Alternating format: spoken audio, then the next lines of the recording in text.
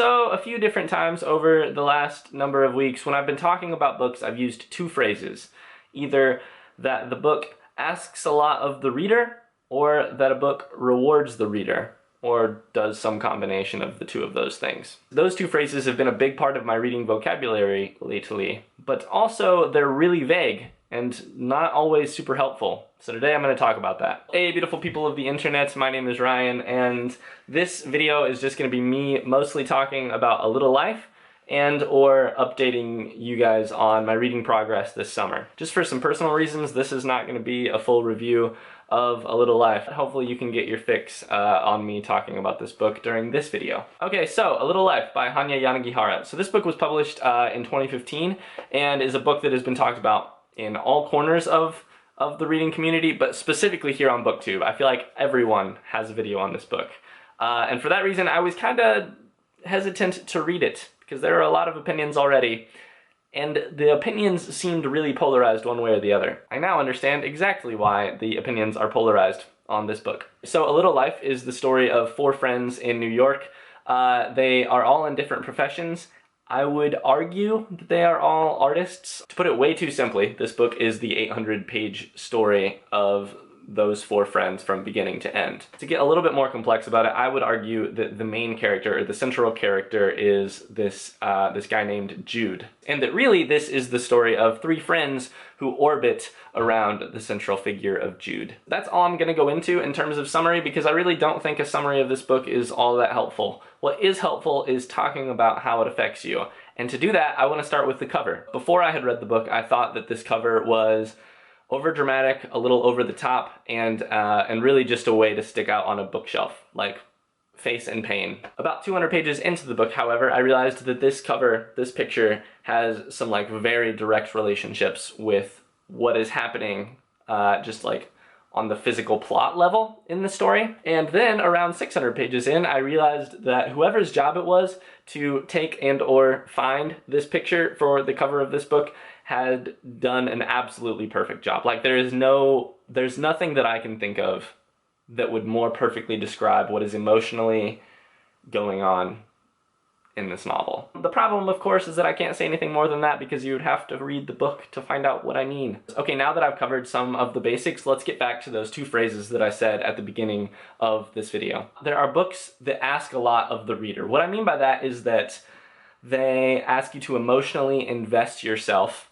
in characters or in happenings, or they require massive amounts of time because they're long, or because they're complex, they require you to do a lot of thinking. These are all ways in which a book can require things from you. Okay, so tied to that is the question of rewarding you. And what I mean by that is that an author can choose how often during a book and at what densities during a book they can give something back to the reader. They can either like drop one of those lines that you just drool over because it's so good. They can solve some of the characters' dilemmas that they have set up, and so that you feel, because you were here when the dilemma started and you got to the finish, that you have accomplished something, and that is a kind of reward. They can be funny, they can be entertaining, they can be really smart. All of those things are kind of they're little tiny rewards that you get as you flip page to page. Okay, so we've got these two separate sides of a coin, right? We've got what you ask of a reader and the rewards you give to a reader, except for the fact that these are in fact,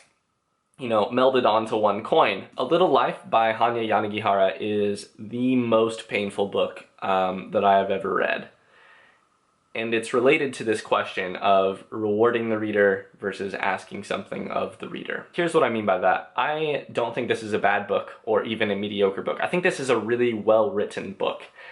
However, I have very strong opinions about what it asks you as a reader to give up in order to experience what's happening here. By the most painful book I've ever read, what I mean is that I was not getting a lot of page-by-page rewards as I read along. In fact, I was feeling a lot of pain and a lot of suffering on every page. Somebody called this, somebody on BookTube, I don't remember who, called this torture porn, and I think that's about as accurate a description as I've heard. There's just a lot of pain and suffering. However, in the kind of contract that a reader and a writer build together when they're in a book like this, one of the more common contracts is that you go through a lot of suffering in the hopes of landing at some place after you've finished all of the pages that is that either lifts you up or provides some kind of solace or provides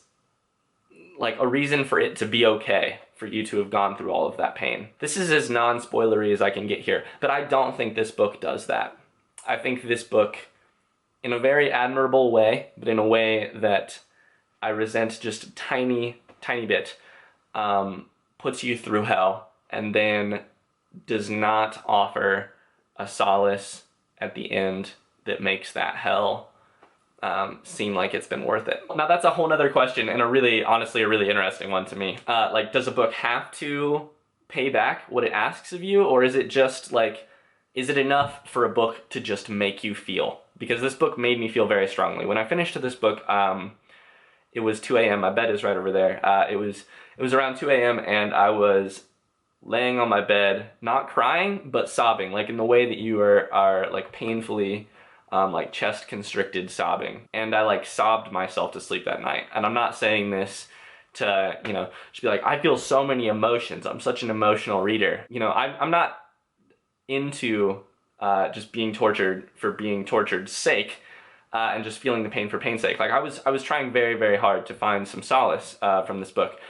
And in a way that I kind of admire and kind of resent, the book did not offer any solace. Yeah, I think that's about as good as I can possibly put it for why I both admire and resent this book. Would I recommend it to others? That is a big old question that I think each person should take upon themselves individually. Like if they are ready for that kind of hurt in their life, then maybe, yeah, this is I've never had a reading experience like this one. And so for that reason, it can be valuable just to show you another range of what books can do, because this one hurts.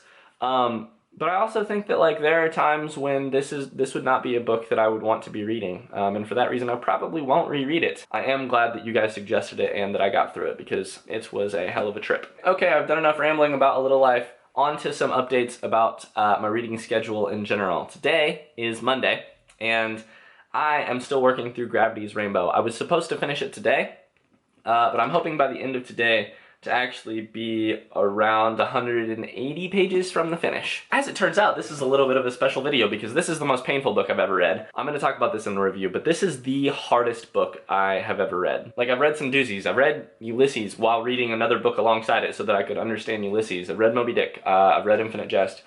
Some books like that. I know I haven't read, I'm by no means saying that I'm this expert at difficult books, but this book is the hardest book I've ever read. However, I am also enjoying the crap out of it, and this is unlike any other reading experience I've ever had.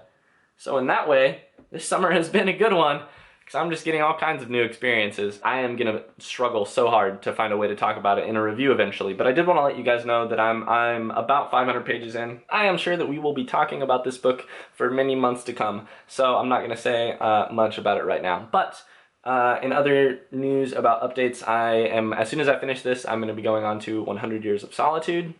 And then directly after that, I'll be tackling the 800 and some page novel Underworld by Don DeLillo.